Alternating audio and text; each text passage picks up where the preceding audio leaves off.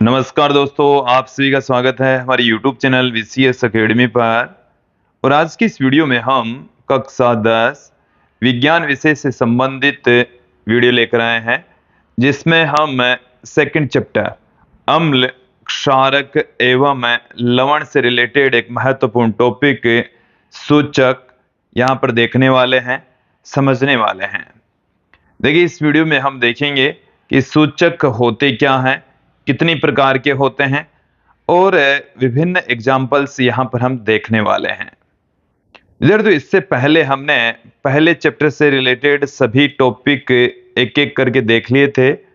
अब हमारा जो सेकंड चैप्टर है वो चल रहा है और उसका ये सेकंड वीडियो है, जिसमें हम सूचक इंडिकेटर्स के बारे में अच्छे से जानने वाले हैं, समझने वाले हैं। विद्यार्थियों, यदि आप हमारे YouTube चैनल पर नए हैं तो चैनल को सब्सक्राइब कर लीजिए, साथ में बेल आइकन भी दबा दीजिए ताकि आपको आगे की वीडियोज की नोटिफिकेशन मिलते रहे। अब मैं इस वीडियो को आगे बढ़ाता हूं। सबसे पहले हम बात करेंगे सूचक होते क्या हैं। तो देखिए, सूचक ऐसे पदार्थ होंगे, यहां से इसकी डेफिनेशन क्लियर कर लीजिए कि ये एक ऐसे पदार्थ हैं जो हमें अम्ल या क्षार के बारे में जानकारी देंगे कि यहाँ पर अम्ल है या नहीं है, इसकी उपस्थिति या अनुपस्थिति के बारे में जानकारी देने वाले जो पदार्थ हैं उनको हम सूचक कहेंगे। क्लियर? तो यहां पर इसकी डेफिनेशन देखें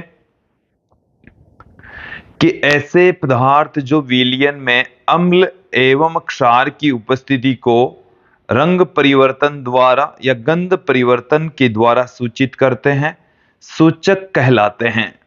तो देखिए, डेफिनेशन को एक बार समझें कि जब हम इन पदार्थों को, जिनको हम कह रहे हैं सूचक, जिन्हें हम क्या कह रहे हैं सूचक, उनके संपर्क में लाते हैं, उनके पास में हम अम्ल या क्षार को लाते हैं, तो वहां पर इनकी गंध में परिवर्तन आ जाएगा या उनके रंग में परिवर्तन आ जाएगा। तो हमें पता कैसे लगेगा कि यहां पर अम्ल है या क्षार है? तो गंध में परिवर्तन या रंग में परिवर्तन आएगा, जिससे हम बता सकते हैं कि यहां पर अम्ल है या क्षार है। तो एक बार डेफिनेशन पुनः देख लीजिए कि ऐसे पदार्थ जो विलयन में अम्ल एवं क्षार की उपस्थिति को रंग परिवर्तन द्वारा या गंध परिवर्तन के द्वारा सूचित करते हैं, सूचक कहलाते हैं, इंडिकेटर्स कहलाते हैं। क्लियर? अब यहां पर हम बात करते हैं सूचक के प्रकार। सूचक के प्रकार, तो सूचक 3 प्रकार के होते हैं। सूचक कितने प्रकार के होंगे? 3 प्रकार के। कई जो बुक्स है उसमें सूचक को 2 भागों में ही डिवाइड कर रखा है, लेकिन जो अपनी एनसीईआरटी की पाठ्य पुस्तक है उसके अकॉर्डिंग हमने सूचक को 3 भागों में विभाजित किया है। प्राकृतिक सूचक, कृत्रिम या संश्लेषित सूचक, और तीसरा जो पार्ट है वो है गंधीय सूचक। देखिए, नाम से ही इनकी डेफिनेशन क्लियर हो जाती है। प्राकृतिक सूचक प्रकृति से प्राप्त होंगे, प्रकृति से सीधे प्राप्त होने वाले जो सूचक हैं उनको हम प्राकृतिक सूचक कहेंगे। कृत्रिम सूचक या जो संश्लेषित सूचक है ये मानव द्वारा निर्मित होंगे, ये संश्लेषण के पश्चात हमें प्राप्त होंगे, तो उनको हम कृत्रिम या संश्लेषित सूचक कहेंगे। और कुछ ऐसे सूचक भी होते हैं जो अम्ल या क्षार की उपस्थिति में गंध में परिवर्तन करते हैं, जिसके कारण से उन सूचकों को हम गंधीय सूचक भी कहते हैं। तो देखिए, सूचक जो वर्ड है इसको आपको अच्छे से क्लियर कर लेना है। इनके कुछ एग्जाम्पल्स देख लेते हैं, इनकी एक एक करके डेफिनेशन देख लेते हैं। पहली परिभाषा है प्राकृतिक सूचक। प्राकृतिक सूचक किसे कहेंगे?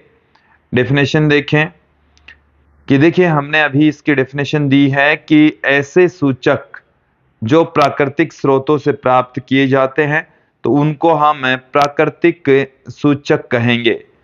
जो प्रकृति से प्राप्त होते हैं, प्राकृतिक स्रोतों से प्राप्त होते हैं, उन सूचकों को हम प्राकृतिक सूचक कहते हैं। इनके कुछ एग्जाम्पल्स भी यहां पर हम देख लेते हैं। तो देखिए हमारे पास में एग्जाम्पल है लिटमस पेपर, हल्दी, पत्ता गोभी, हाइड्रीजिया के फूल का रस।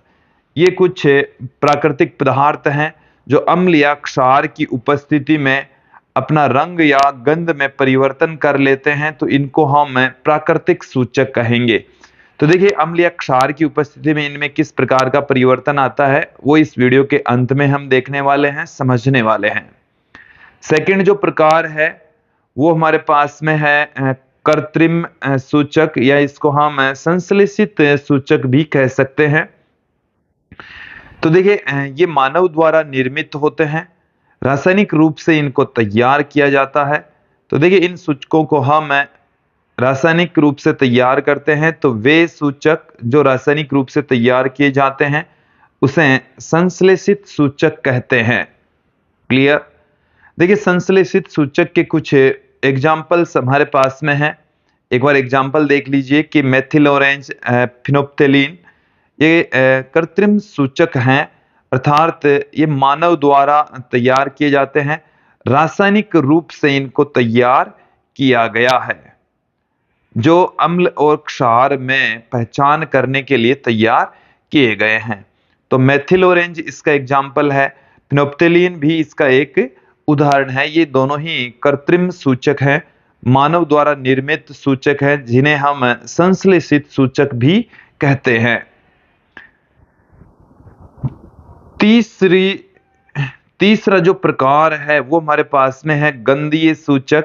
देखिए नाम से ही स्पष्ट है कि इन सूचकों के अंदर जो गंध है उसमें परिवर्तन आ जाता है। तो ऐसे सूचक जिनकी गंध अम्ल या क्षारक के माध्यम में बदल जाती है, परिवर्तित हो जाती है, उसे गंधीय सूचक कहते हैं। देखिए गंधीय सूचक के कुछ उदाहरणों में प्याज, वेनिला, लौंग का तेल, ये कुछ उदाहरण हैं जो कि गंधीय सूचक के उदाहरण हैं।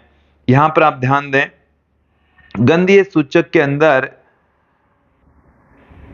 इनकी जो गंध है वो अम्लीय माध्यम और क्षारीय माध्यम में चेंज हो जाती है, परिवर्तित हो जाती है, तो इसको हम गंधीय सूचक कहते हैं। जैसे प्याज हो गया, वेनिला हो गया, लौंग का तेल हो गया, तो ये गंधीय सूचक है।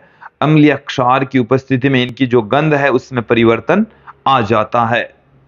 क्लियर? अब यहां पर हम क्या परिवर्तन आता है वो हम एक एक करके देख लेते हैं। यहां पर आप ध्यान देंगे, हम तीनों ही प्रकार यहां पर देखेंगे। सबसे पहला जो हमारा प्रकार है सूचक का प्रकार, तो सूचक के प्रकार में हम यहां पर ले लेते हैं प्राकृतिक सूचक।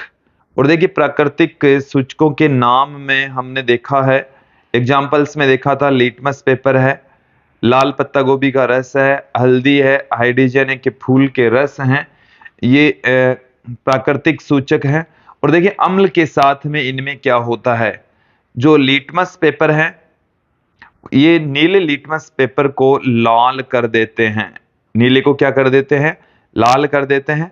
जबकि क्षार के साथ में देखिए ये क्या हो जाते हैं, नीले को लाल कर देते हैं, नीले को लाल कर देते हैं। फिर लाल पत्ता गोभी में ये लाल हो जाएंगे, ये हरे कलर का रंग दर्शाएंगे।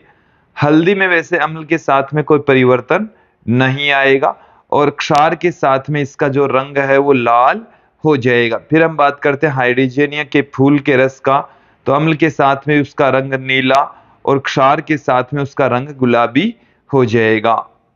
अब यहां पर हम बात करते हैं कुछ कृत्रिम सूचकों की। तो कृत्रिम सूचक के अंदर हम ले लेते हैं फिनोप्थेलिन, जो कि अम्ल के साथ में रंगहीन और क्षार के साथ में गुलाबी रंग का हो जाता है। मेथिल ऑरेंज, जो कि अम्ल के साथ में लाल रंग का और क्षार के साथ में पीले रंग का हो जाता है। आगे बढ़ते हैं। अब यहां पर हम कुछ गंधीय सूचक ले लेते हैं। गंधीय सूचक की डेफिनेशन हमने दे ही दी है कि गंध में परिवर्तन आ जाता है। तो यहां पर आप ध्यान देंगे, गंधीय सूचक के अंदर हम पहला एग्जाम्पल ले लेते हैं प्याज का रस, जो कि अम्ल के साथ में तीक्ष्ण गंध देता है, जबकि क्षार के साथ में कोई गंध नहीं देता। वेनिला है, उसमें की गंध में कोई परिवर्तन नहीं आता और क्षार के साथ में कोई गंध नहीं देता। लौंग के तेल में भी वैसी ही गंध रहती है अम्ल की उपस्थिति में, और क्षार की उपस्थिति में गंध देना बंद कर देता है। तो ये कुछ गंधीय सूचक हैं जिनकी सहायता से हम अम्ल और क्षार में विभेद कर सकते हैं, इनका पता लगा सकते हैं। तो विद्यार्थियों, ये था आज का हमारा वीडियो जिसमें आपने